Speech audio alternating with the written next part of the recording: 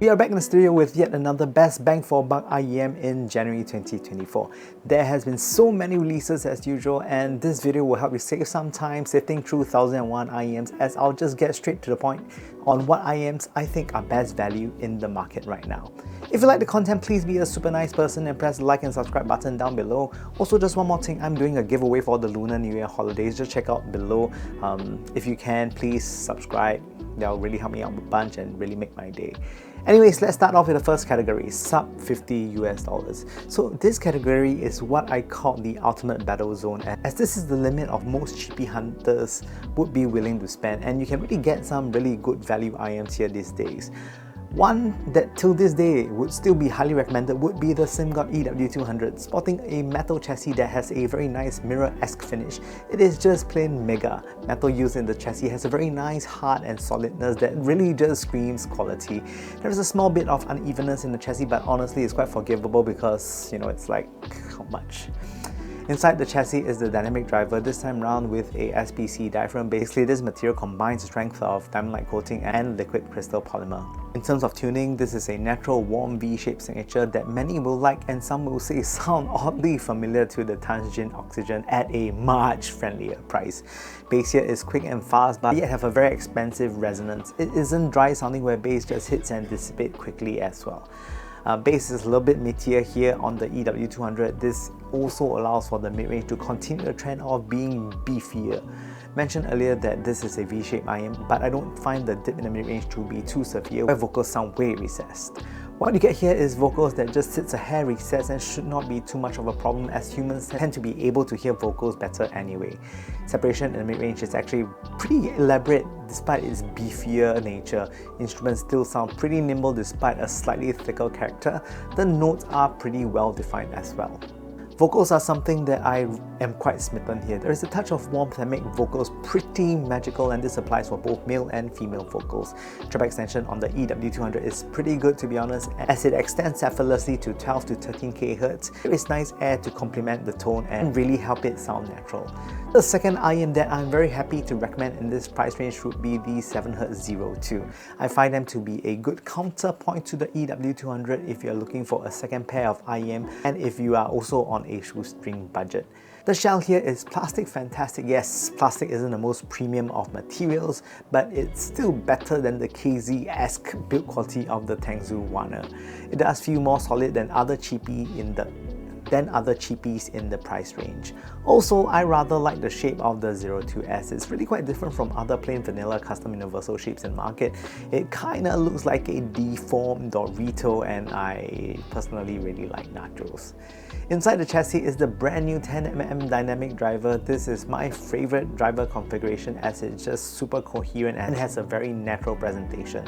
So the thing is, with the 02, it has huge shoes to fill due to its popularity of the original Zero, and 7Hertz and Cringe chose to follow up with a signature that is quite different from its predecessor. I'd say that this is quite a smart move, as the tuning on the 02 is definitely more newbie friendly, and not only that, it is a signature that many whom have been playing for a while can appreciate. The 02 features a natural warm signature that has more body compared to the original Zero. It allows for it to be a easier listen by comparison. Just to add, it has quite a bit more body. Dynamics has also been improved on the 02, which makes it pretty exciting to listen to.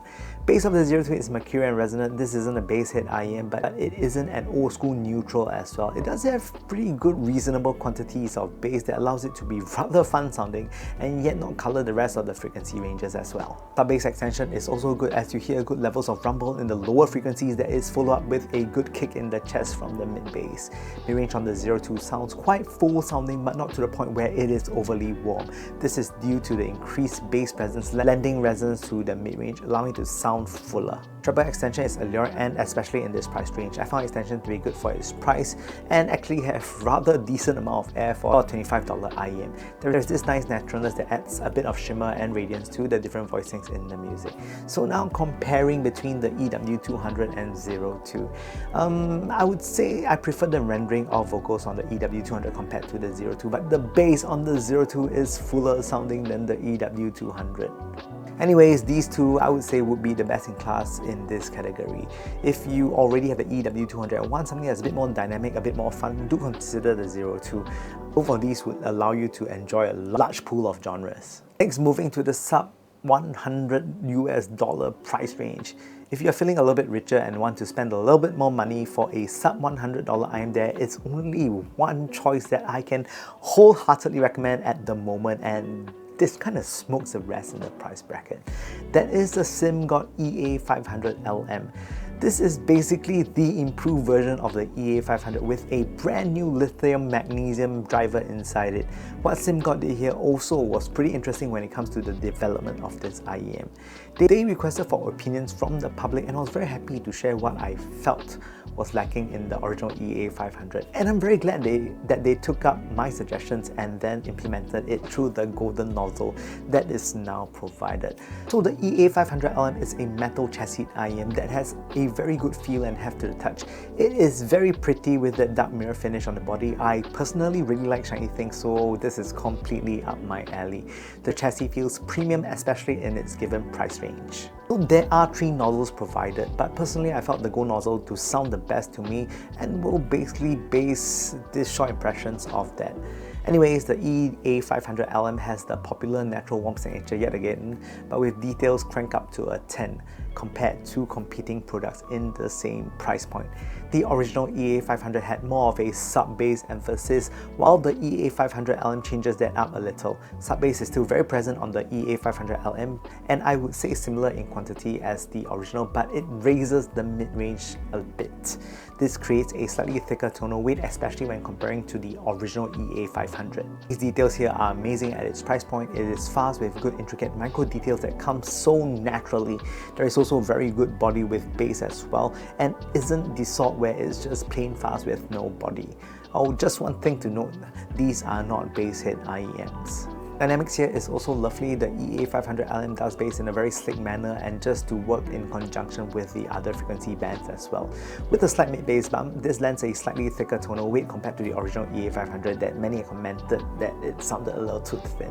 I really enjoy this level of tonal weight as vocals sound very balanced. Female vocals has the nymph focus tone that balances finesse and focus so well. Male vocals also carry good weight in the songs, and this stands for a more emotive listen as well. It sounds full with very good sprightliness.